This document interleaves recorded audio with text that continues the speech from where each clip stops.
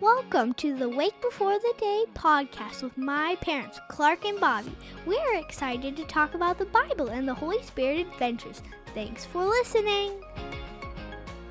We're excited to dive into 1 Timothy with you, and just kind of a recap. What's going to happen in this chapter is Paul is talking about the qualifications of overseers and deacons, or elders and deacons. Yeah. And this is transitioning from chapter 2 in the Bible, where Paul goes out of his way to say women should not hold the role of like elder in the church. Mm-hmm. And what he says here is that that calling, that specific role, that spiritual position is for men. Mm-hmm.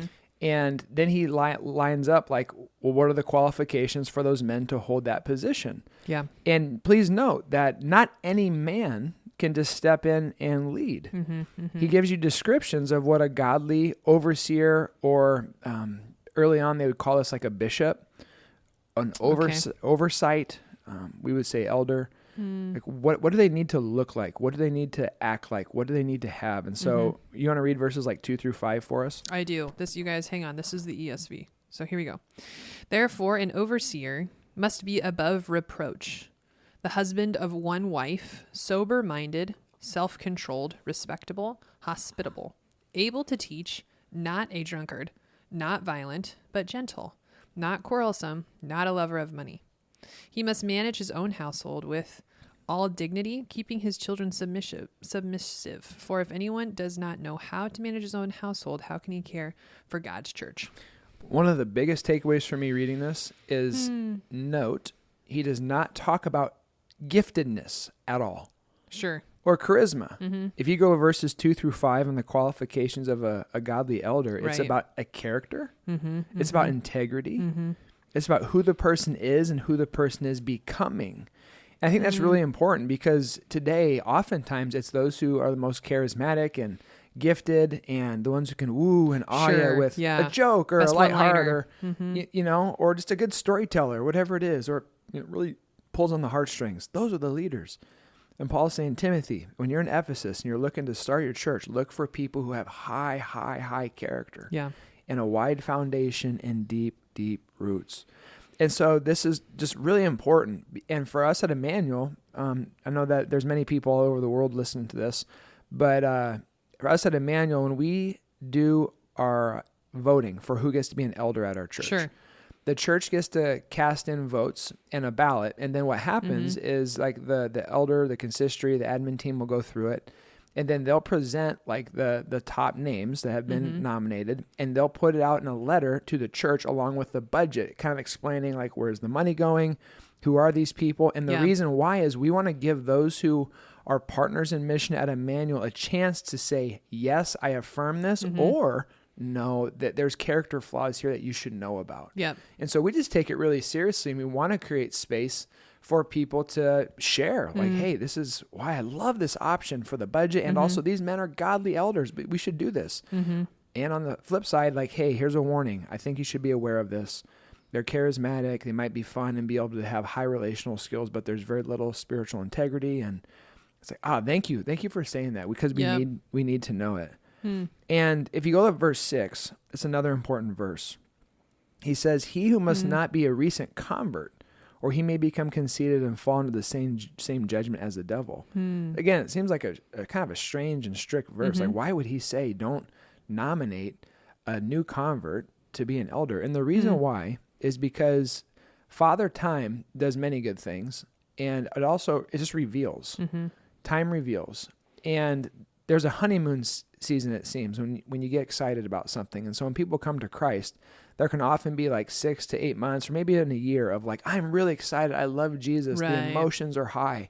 It's really important to see what happens when the emotion goes away, when that emotional high and excitement of following God leaves. Because that honeymoon season is really for everything. If you get a new job, this is the best job ever. It's awesome. And then reality sets in. You're like, it's not as great as I thought it was. And hopefully you're still grateful for the job.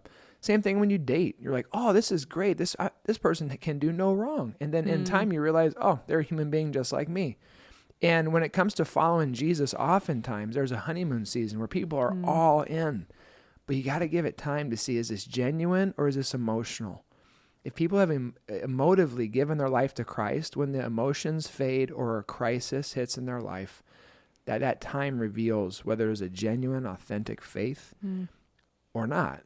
And so that's why it's really important not to give too much leadership responsibility to someone who's new to the faith. And it's not even fair to them. Right. You're setting them up for failure. It's like, hey, we want to walk with you. Yep. We can have this be a goal years down the road. But it's really important that you walk slowly. And this person's trained and equipped and encouraged and disciplined, just like we all are. And specifically in the text, too, because Paul's writing to Timothy in Ephesus. Yep. And so most likely, if you are new coming to Christ and you have been living in Ephesus, you've probably been just like inundated with like all of this pagan worship and idolatry. Absolutely. And so then even just to learn a new way of living, where it's like, oh, wait, I'm not sexually promiscuous. Wait, oh, okay. Or, wait, I'm able to, rest on Sabbath instead of just constantly working and pushing my business up to the front of the line or, whatever it is. So even just adopting these new traditions, which is kind of what Paul's saying, like, hey, this is what it looks like. These are the qualifications. You should be able to visibly see them in someone's life. Yeah. And so same thing with like the hospitality, being able to teach, not being a drunkard, not being violent. Like these are like markers that looking at someone, you should be able to see and understand and not be confused. We talk about this all the time, what Pastor Ken says when someone does become a partner in mission at Emmanuel. And he says, hey, we don't want our Friday night, our Saturday to confuse folks when they see you on Sunday. And I think that could be another way of saying what Paul's saying here. Hey, live in such a way that Jesus shines through you, that you have, sound doctrine, yes, but you're able to actually walk out in the things that you do in the public square, in the quiet with your family when the doors are closed, that there's still integrity and, like you're saying, character there, because those are the markers, not, status or all the other things that we talked about. So that's key. Another thing I really enjoyed about this chapter, and it continues throughout the rest of the chapter, is how it so well fits. And so we have someone walking up to the microphone. It so well fits in the narrative with the rest of Scripture. And what do I mean by that? Because sometimes we can read this and think like, wow, this sounds like a really high bar standard here that we're setting, or wow, this is no, like Paul's not saying don't be without sin. Like we understand the need for grace and mercy, but we are stepping into this relationship where there is order and where there's hierarchy. So instead of chaos, just like back in Genesis, how when God created, there was a plan and an order. Now also with his church, there is a plan and there is an order. So in all aspects of life, actually, there is an invitation emotionally, spiritually, physically, when we step into the way of Jesus, that, hey, it's going to look different now for your good, for flourishing, for the kingdom, for the good of the community. It's going to look different. And so is true relationally now, how you deal with each other. And so that's kind of what Jesus was getting at also with his very first sermon, with the Sermon on the Mount. All of that was just kind of a reminder. You have heard it said XYZ, don't do this, don't murder. And I come to tell you. And so again, it's a relational way of ordering your life so that not just the things that you say, but the ways that you think and the things that you do, all of these things actually are submitted to Christ and pointing to him. And so it is in the church. The same order and invitation to have peace is how, like, the qualifications for a leader should look, how worship should look. And so the invitation was really the same. It sounds similar, even going all the way back to Genesis, the invitation into this relationship that is not chaotic, but it has really clear and identifiable ways of doing things. So love that. For sure. And then as you look, it starts talking about the second role, which is specifically deacon. Mm-hmm. Sorry, I stepped away. Did you mention anything about deacon there or no? No, I was talking about all kinds of crazy stuff. Okay. The beach and stuff. So the deacons, though, in the church, and this one is where actually in like Romans and some other like places in the Bible, yes, it can be male or female. Deacons or deaconesses in the Bible. And when you go back to Acts 6, this role is specifically for those who are charged with taking care of the physical needs of the people in the community. And so back in Acts 6, they were looking around at like the widows and the poor, Right. and not everybody was being taken care of fairly. And so they said, hey, the church has to love people well. Right. Let's charge some of these folks and empower them to take care and To do feed that. and Yeah. make sure the least of these are being, blessed.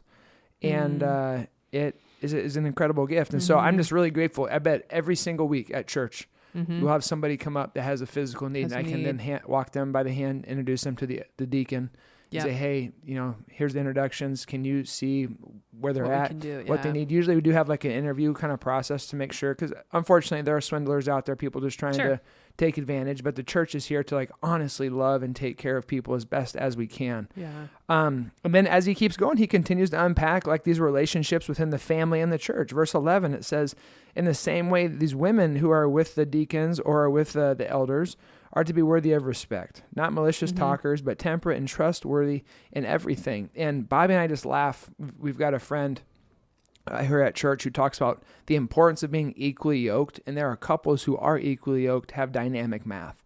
And I love it. He'll just say, 2 + 2 with an equally yoked couple equals 10. And I'm actually like starting to see the beauty of that. When you have a family unit that is equally yoked in a team, Yeah. it is dynamic. It is good. And so I just love that. It's like, hey, we don't want, the wife to be godly and really, spiritually savvy, and the guy just be on the side, being lukewarm, doing whatever.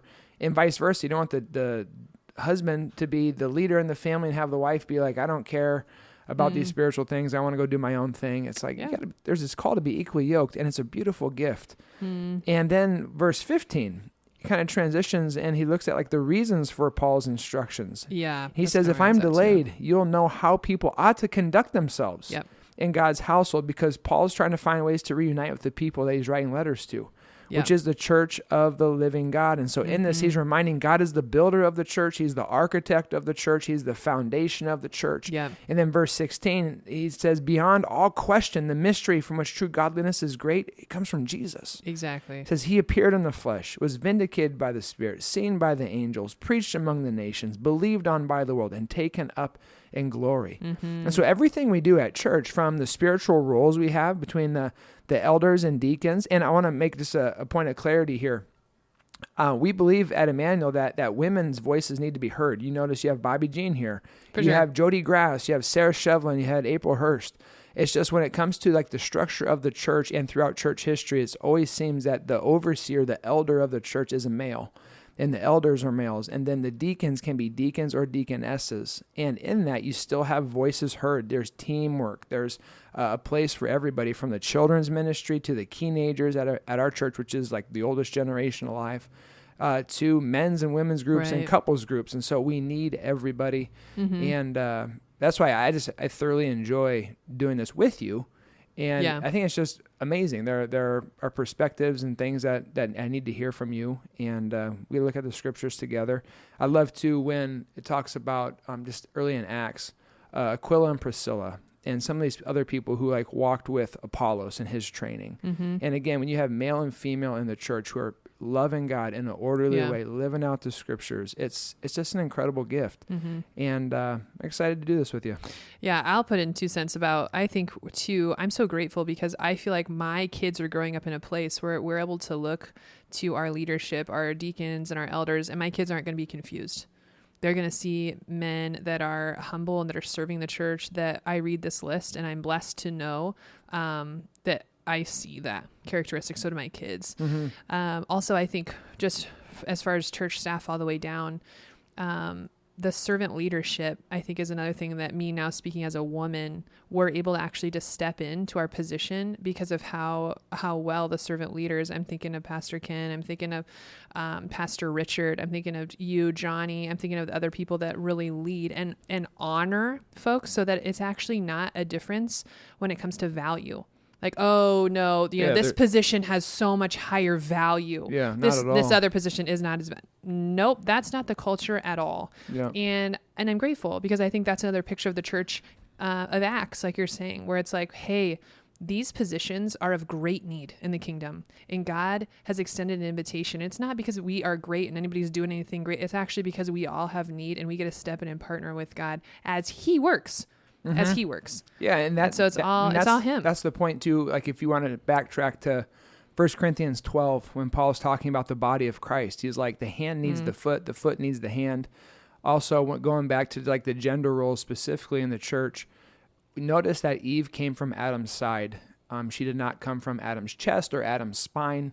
In that, like the imagery is supposed to be there, shoulder to shoulder, leading and loving. There is no hierarchy in terms of strength or value, like Bobby Jean's just saying. And so we've got our roles to play in the church. But there is order. There is order. That's laid out here. Yeah. And that's one thing, like we've said constantly, is that when we live in that and we submit ourselves relationally, physically to the word, then we're blessed by God because we're submitting ultimately to his word through the church, through this order. So you guys, thanks for 1 Timothy being with us and just kind of fleshing it out, reading. It's really good and helpful and fun to do that. All right. Thanks God bless you all. See you Friday. The Lord bless you and keep you. Don't make his face shine on you and be gracious to you. The Lord turn his face towards you and give him his peace. Have a great day.